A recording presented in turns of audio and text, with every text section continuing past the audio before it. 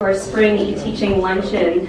I'm happy to see such a nice crowd here today. Before I turn things over to Richard Jensen, who will be announcing or introducing Rosanna DeMarco, I wanted to give a plug for our upcoming eTeaching Day, which will be May 19th. There's a little postcard at the table if you didn't already receive one in the mail. We've got a really great day lined up with some wonderful faculty showcases in the morning, some really dynamic professors from Rutgers who will be giving our keynote address, our Teaching the New Media Award ceremony, and some hands-on workshops in the afternoon. So if you haven't registered already, you can go to bc.edu/eTeaching Day. The URL is down here as well, so I hope to see you there. I'm going to turn things over to Richard Jensen. He is a faculty member in the math department and also one of our faculty moderators. Thanks, Tim. Good afternoon. Thank you very much for coming. Rosanna is quite an astonishing woman. She's connected with HIV in Boston, but she's been most particularly involved with something called silencing the self, which I just started to read about today, and I'm absolutely fascinated. It has to do with depression in women. Today she's going to be talking about her new course in teaching public health, which is part of her background. She was a public health nurse for a while. I want to ask you to give me a warm welcome for Rosanna. Thank you. Thank you. Well, hi, everybody. I was saying to Jean earlier that what I'm presenting is the energy that I received from a sabbatical about a year or so ago. Certainly being away from some of the technology and the excellent staff and professionals who work in this area, IDES, spurred me in the position of thinking about how could I advance a course that really was a new course that was being offered for the first time by the School of Nursing called Public Health, the Science of Disease Prevention and Health Promotion. So I wanted to just give you a little history, just a little background. So the course was absolutely new. We worked with Kathy Reed, our Associate Dean, and thank you, Kathy, again, for helping and supporting through the University Core Committee, got this course approved. And it's a course that really drew a lot of students at the university. There's a great interest around public health. I think the immersion trips, the experiences, and interest around international health, and thinking about how social determinants really drive health in our country and in the world. I capped the course at 40, and we were at something like 76 at some point, and hoping that we can move in the direction of offering it again and again and helping students understand public health. There are pre-med students in the class. There are nursing students who are gluttons for punishment who already had me in one community health course and wanted more. I don't know if that's a good thing or a sad thing, but nonetheless they were there. And there were students from all over arts and sciences who were in the class.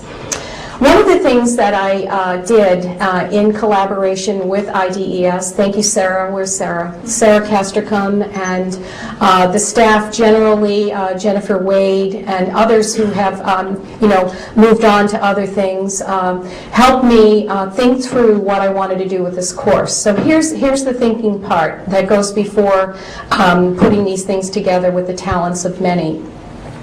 I wanted not to stand in front of the class and do part bedazzlement, in part lecture, and part referencing to reading, but really make public health come alive. And the way I think that happens is to really be able to talk about the things that are theoretically sound around the science, but then talk to real people who actually have to deal with realities in the context of economics, the context of how you play out these ideas with real people in real communities.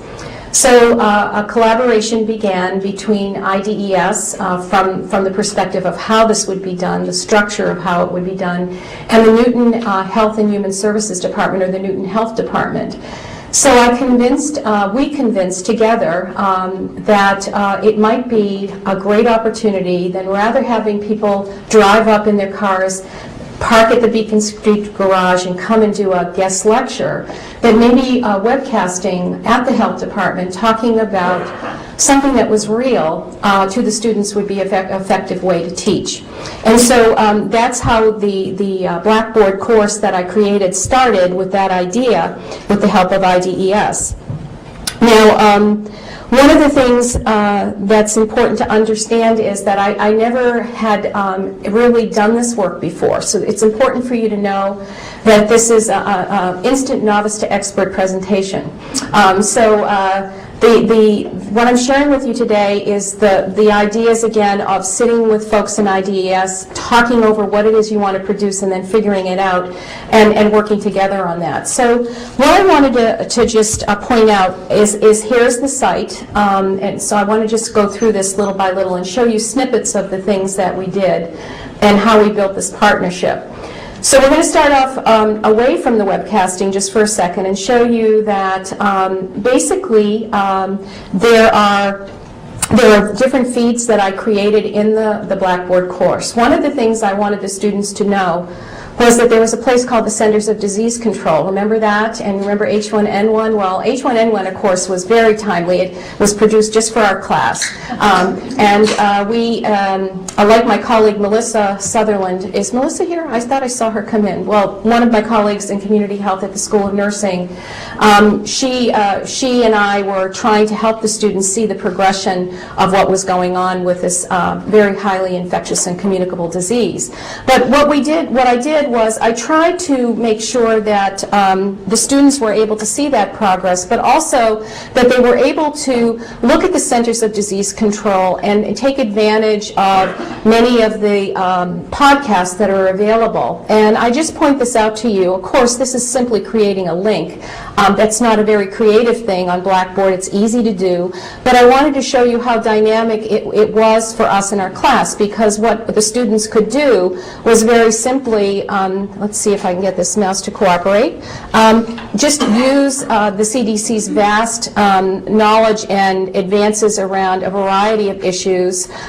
Here's AIDS, of course. I'm going to click onto that, and then a podcast would come up. So the students were able to use this, but also at this level, there is the ability to be able to have the mortality and morbidity weekly report feed every week. So the students were able to see what the trends were within how people and how deeply they were getting sick, and if it affected their lives or their lifespans. So I wanted to point that out to you. Also, I wanted to point out a couple of other things that we did with the course, just from an interest perspective. This area, I don't expect those in the back of the room to read this, but it says process evaluation.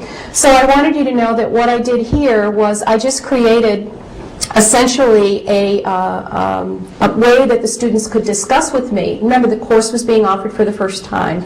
How the students could talk to me if they had suggestions, or there were things that might not be going right, or there were things that were going terribly right, and they wanted to tell me about it. And so the reason I point this out is I think of this as a very simple solution to not waiting till the end of a summative evaluation to get news that really affects the next class and might affect our own evaluations. It's really important to be responsive and be timely in a response. So I just wanted to show you that as an aside. So let me go back to the home page. So let's get back to this idea of a couple of other things that were offered in the course. Because it was a university core, I was very drawn to making sure that there were reflective components to the course. And within the course, the students were asked to actually convene a writing exercise 3 times within the course. And what I asked them to do was to look at an image that was indicative of a public health problem, and then I asked them to actually respond to this by writing, just free-form writing for several minutes, more than several minutes, more like 10 or 15 minutes, and then stop and then share their writing with the class. This is an intervention I actually use with women living with HIV who are Black in the Dorchester community.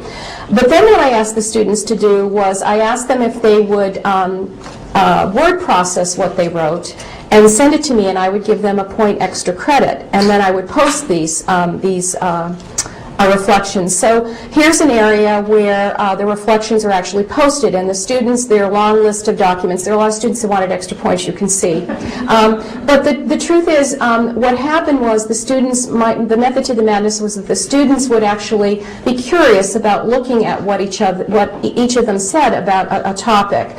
So let me just show you an image, if I can. Actually, it's in the build section, so we'll just pass on that for now. But just know that the images were related to issues that had to do with poverty and health, some of them related to bioterrorism and preparedness.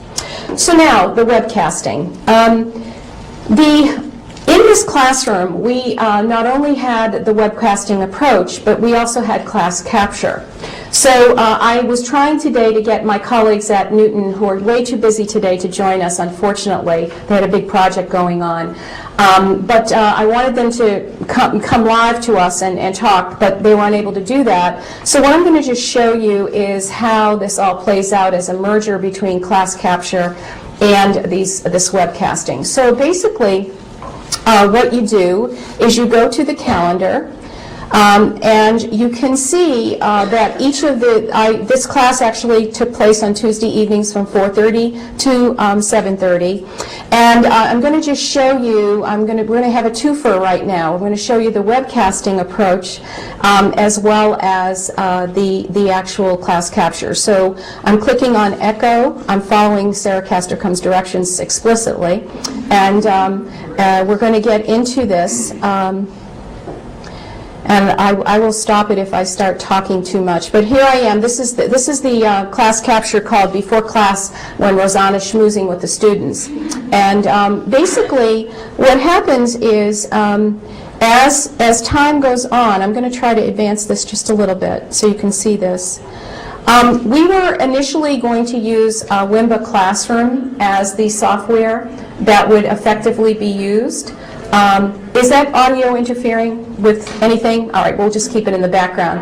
We were going to use Wimba Classroom, but what we found out were the practicalities of life in the fast lane in real-world situations. We wanted real-world learning. We got it. So Sarah and I, and Nirmal, who was here at that time, and Jennifer Wade went on this adventure trying to figure out how we could manage Wimba Classroom. And we had an experiment with the School of Nursing's community health class in the fall to see how this would work. And what we found was that bandwidth is extremely important working with Wimba Classroom. And so in this case, the Newton City system actually did not have the bandwidth to build the capacity of the Wimba Classroom. So what we ended up doing was we ended up using good old-fashioned Skype.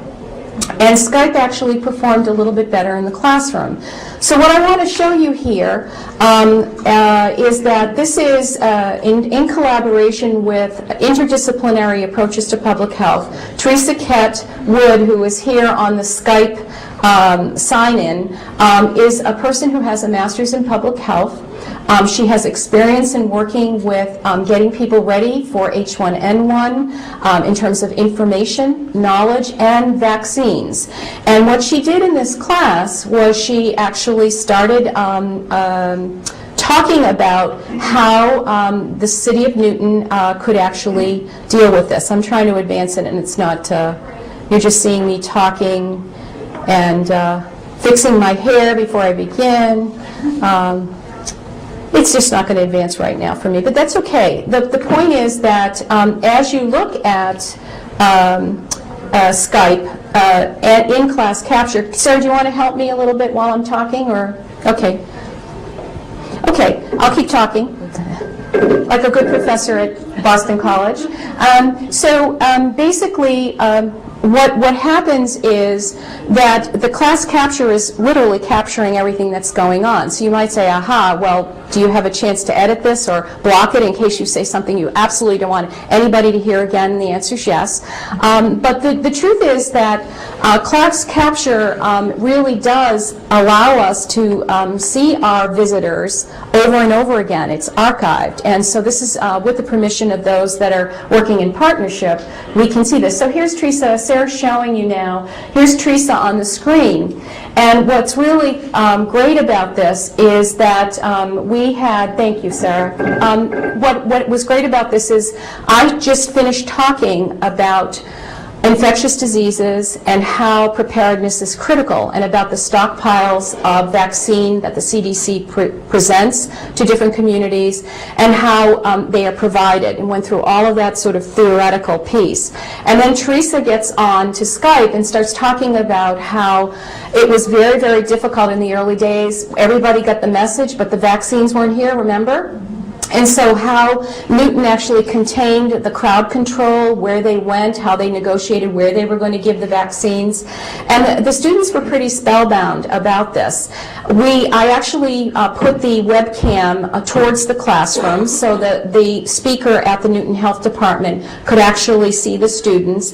And what was really, really nice for me is that we could talk back and forth. So when Teresa would say something, I could add a retort or ask another question. One of my most intellectual ones was, how do you, during a disaster, deal with animals that are trapped in houses, for example, and thinking about bioterrorism and other kinds of preparedness. So the point is that in this dialogue, this ongoing evaluation that we did with the students commented explicitly that this webcasting made their learning come alive. And so it's really, we did this about 4 or 5 times, but you can see the opportunities are there to really have guest lecturers live in a variety of settings to speak to something that's real that we want our students to understand. So I'm going to, let's stop this for a second.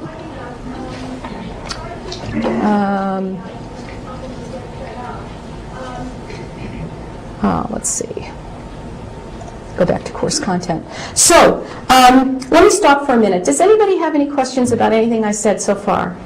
Yes? So Rosanna, was she taking a call from like a patient or something? She was, when she put her telephone up, at the beginning, it was, you know, there are always the beginning hiccups, and what happened was, you probably know that there's this audio extension cable that hooks into the computer, and there's usually 2 areas. That one is for the audio and one is for microphone, and she had switched them, and so I was talking to her and she couldn't hear me. So after several expletives that I said to myself, of course, in class, basically we were able to figure it out together. And so we were able to work it out. So the important thing about starting this process is you have to have her or his cell phone number, and they have to have yours until you can gear it up. There was somebody from IDES that was with me at the beginning for a couple of the classes to help us get going. Wimba Classroom, of course, we just didn't work because of the bandwidth issue.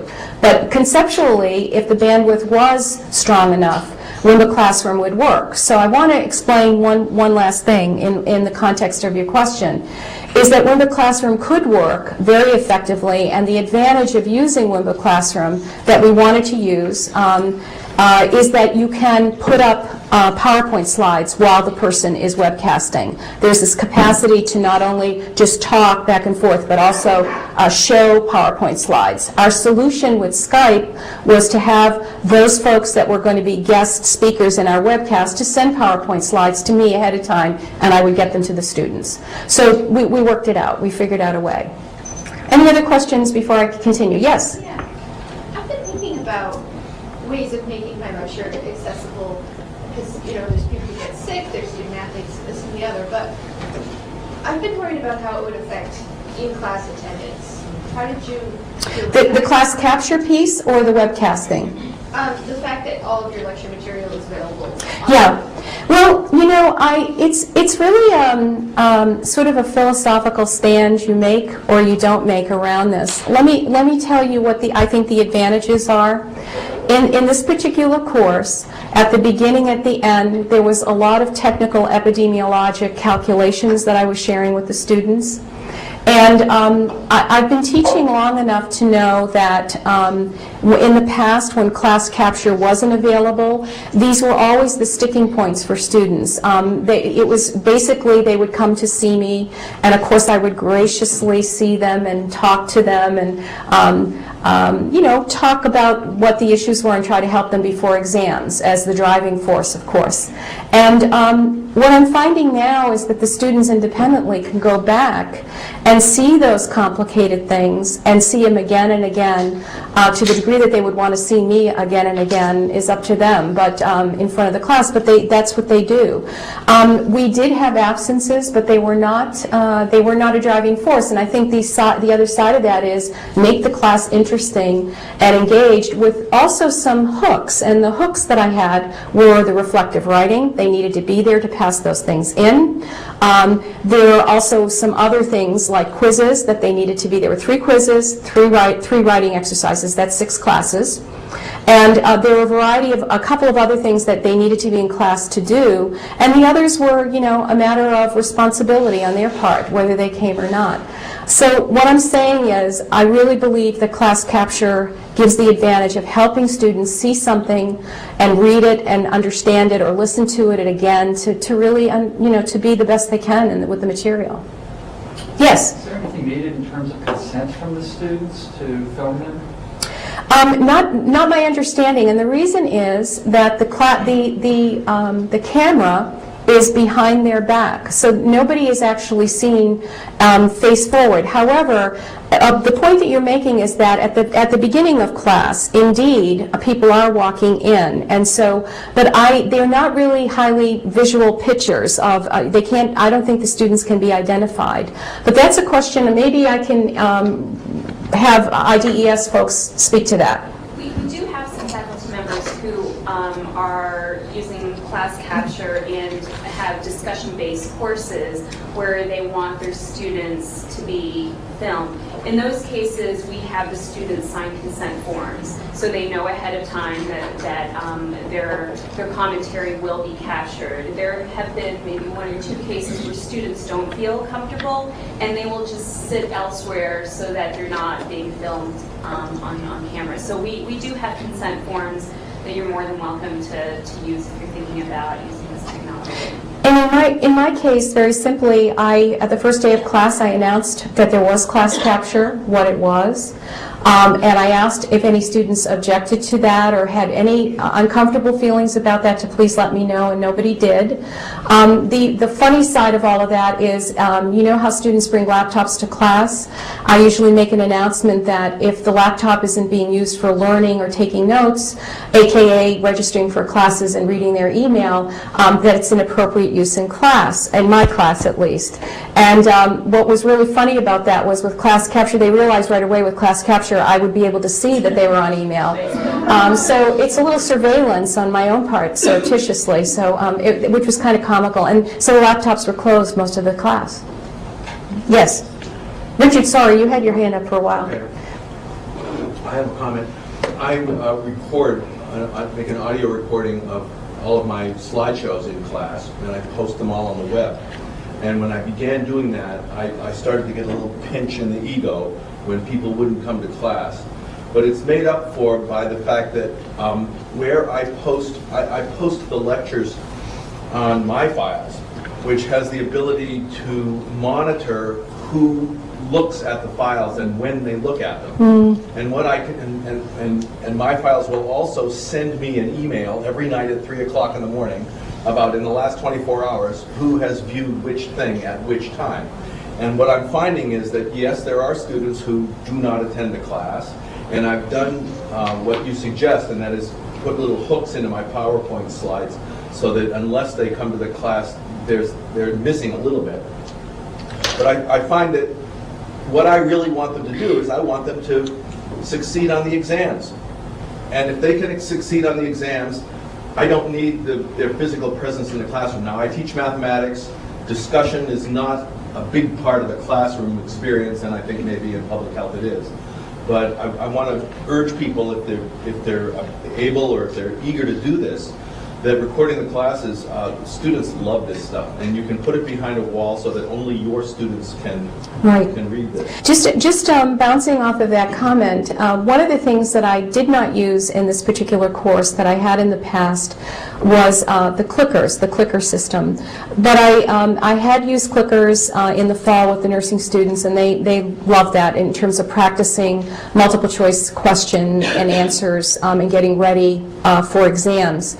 In this particular class, I had 3 quizzes, and there will be a final exam. And I reviewed before the quizzes and after the quizzes with questions in multiple choice or true/false format with PowerPoint slides. So remember, there's class capture in the class. So again, the advantage of class capture in using this, if you're using questions that you're trying to help students succeed in their ability to understand material, is that again, too, they can go back and look at those questions and understand what the quiz was, so they don't have to, although they're always welcome, to come to my office and sit with me and go through questions. But they have that readily available at 2 o'clock in the morning when I'm asleep, and I would guess most of you are too, I hope. So I want to just move just a little bit more and show you a few other things. So one of the things that happened in this class is there is a group activity, and there were 2 group activities. One, Barbara Mento is here, and I want to thank Barbara publicly for her great cooperation in getting the students over to the library and actually working with geographic information systems and drawing maps, literally drawing maps and finding out by age, by sex, by disease, where sectors of illness and problems and risk were developing at different points in time across different areas of interest, like cancer, a few other things. But this was an interesting out-of-class experience, again, keeping the students moving and not always static. The other was that they were to have a group activity. They're going to be presenting in a couple of weeks. 6 sets of students in groups, 6 groups, excuse me, with 6 or 7 students per group, were to address some key public health problems. And they're the ones that, you know, are pretty much out there and very controversial. So I'm just going to read them, and I'm going to show you how we set this up. Health reform. Have you heard about that before? Okay. E-waste. Pretty ironic around our work here, and thinking about what happens to all this equipment a long time and obsolescence. World health pandemics, particularly malaria, air pollution and respiratory disease, a fat tax, should there be one or should there not be one? And lastly, something that's close to my heart, the notion of routinization of HIV testing. Should we routinely test for HIV? And so how do we get students to work in groups? As soon as you start talking about group work, they begin to moan, correct? Because how in the world are they going to get together? So I know you know, many of you know the option of wiki or using a wiki, and I'm just going to show you how I used it here. We're going to go to group assignment. Here we go. So first of all, with Jen Wade's help, we were able to create a way for the students to figure out where they were in their groups. And then basically each of the groups were set up, and each of the groups and the challenge of the issue was set up with with articles or things that I found that would be informative to get the students going. But the key here is the wiki. And the wiki was set up, and it was intended to give the students some directions. Do you want to continue? Okay. Yes, of course, because it's going to... All right, here we go. So without actually going into the wiki, I just wanted you to know that the wiki was set up, and each of these groups are represented. When the students log into the wiki, they're able to go into their own group. It literally says Professor DeMarco, Group 1. Professor DeMarco, Group 2. And they're able to go in and they're able to edit a PowerPoint slide, which is the intent because they're going to do presentations at the end, but they're able to edit it as a group, so they don't have to be in the same room. They can be in all sorts of places and spaces and edit away till they get their final product. Albeit there should be a leader, and there usually is, but I let them deal with that because that's part of the group dynamic. So this was another helpful thing that I used in the course. We'll see at the end of the semester how that all worked out. Nobody has been complaining, and as I said, my process evaluation is pretty blank, which is really very, very good, I think. Let's see. I think those are all the things that I wanted to talk about. I was just wondering if maybe we can take time, because often, like in class, we talk and talk and talk and don't have a lot of time to ask questions. So I'd like to open it up now to anything that you'd like to share, or any questions that you have about this course. Kathy? What kind of equipment did you have to supply for your Newton partners, and who paid for that? The Newton partners. Now let's just go back for a second. So what do people need to Skype? If you're the owner of Apple equipment, a webcam is usually embedded in the equipment, and this is my understanding. And so if you're not, it might be the case that there is a webcam, and it might not be, depending on what kind of equipment. So a webcam is instrumental. A webcam with a microphone is ideal, and they usually cost about $50 to $60. So in this case, I actually purchased a webcam, 2 webcams for them to start this process off. If this got larger and bigger, one of the things we could do is work on looking at the smaller technology grants, or looking at any kind of budget that would supply, say, we're talking about $200, $300 maybe for different partners to be able to do this. But generally people have webcams. So it's a matter of asking, do you have a webcam, embedded or not, with a microphone? And then do you have the adventure to try this? And I think really the latter is more of a problematic. So again, kudos. I'll be doing this all for the rest of the 20 minutes. Kudos to IDES, because what they do for those people and me is help us feel comfortable with the process. So Sarah and Jen and Nirmal were at the Newton Health Department with me, and they were helping people feel comfortable with the process when we were starting with WIMBA Classroom and when we went to Skype. And, it was the same for me. I needed some comfortability too. So Scott Kinder was with me, another thank you, shout out, in class the first few times to make sure that everything worked well and the audio plug-in went in the right place, etc. So, yes? Rosanna, you've been referring a couple of times to this thing called process evaluation. This is an opportunity for students to give you mid-course corrections, so to speak. Are these mid-course corrections anonymous? Are they set up in Blackboard as surveys, or are they set up as discussions? Do you know who's saying what?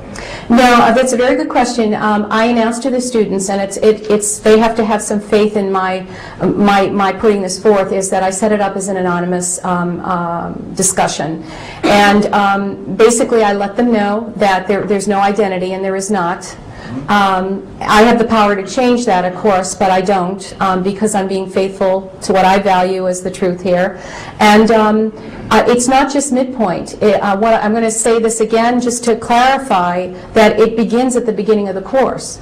So you could see that I would be invested in a new course, wanting to know how things were going, of course. But I think generally, on reflection, I think it's really worthwhile to know what's going on throughout. Now, our students, I suppose there could be some crazy things that would come up on that discussion area. Students might be mean-spirited, perhaps, or say something that would be offensive. That hasn't been my experience. This is the 3rd time I've done this. What I find is that the students are very reflective. They tell you things that they like or they don't like, and why they don't like it. And I specifically say to them, if you tell me that there's a problem, just justify it a bit. Let me know what the rationale is. So one student said, I know this will shock you, that they didn't like one of the books because it was too much reading. And so I went back and forth with the student, didn't know who the student was, and just explained why I chose the book.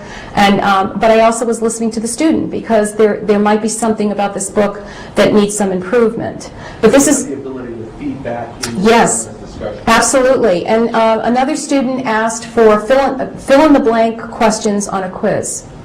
And I said, certainly, we can try that. And the next quiz, I did do that, and they failed miserably on those fill-in-the-blanks.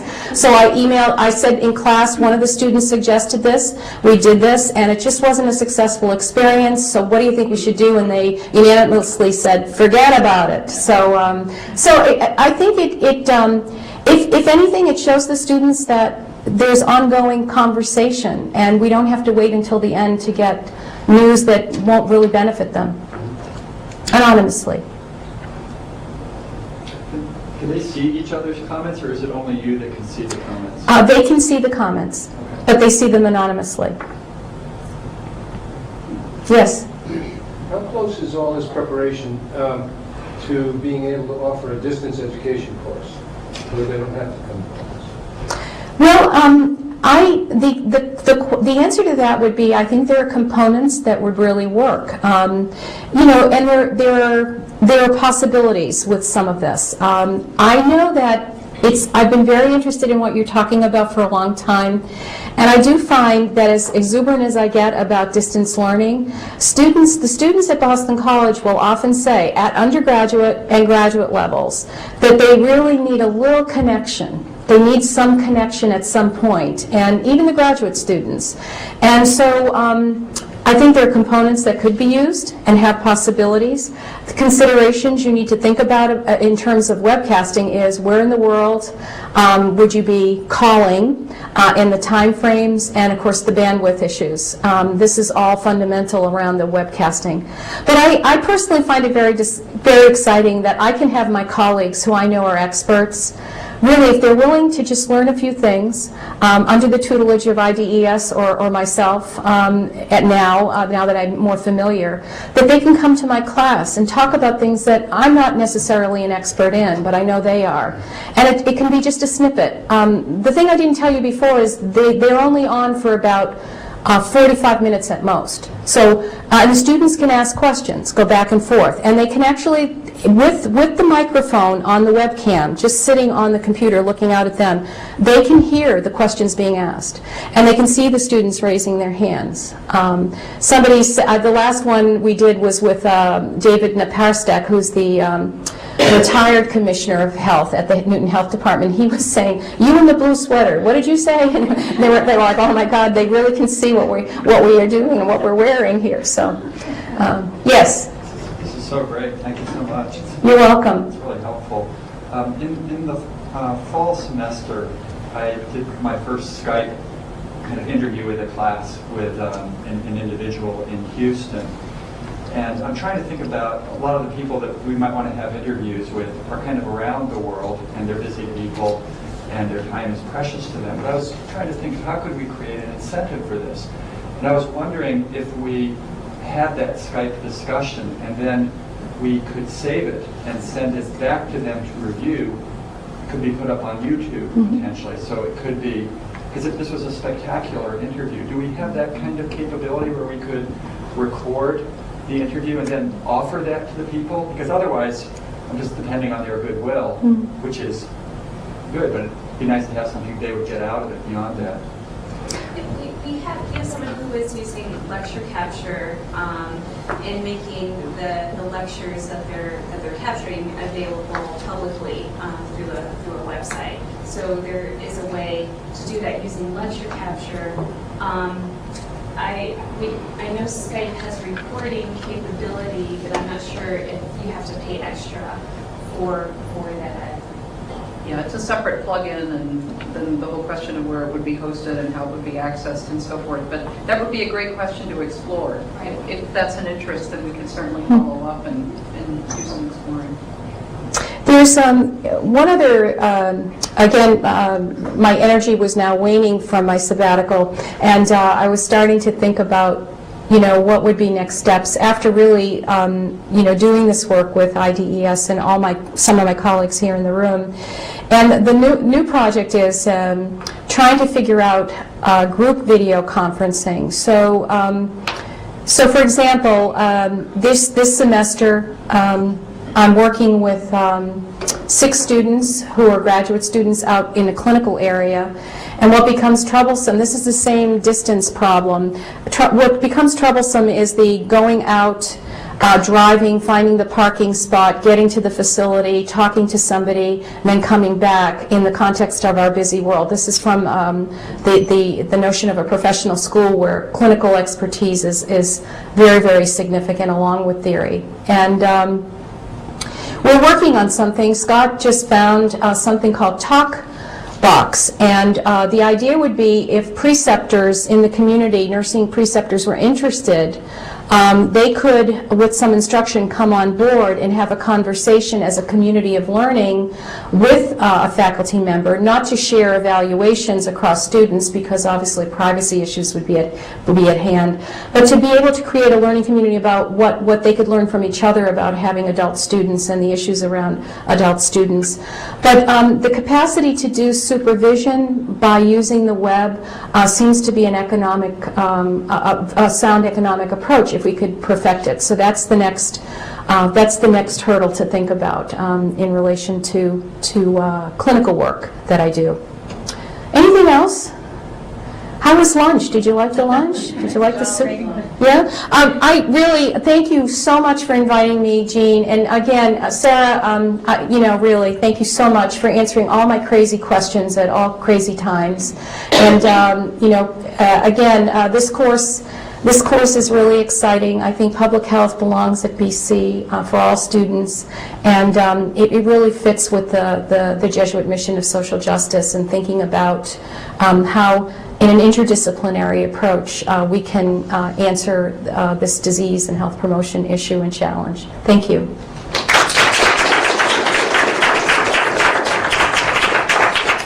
So if there are any technologies that you've seen today that you're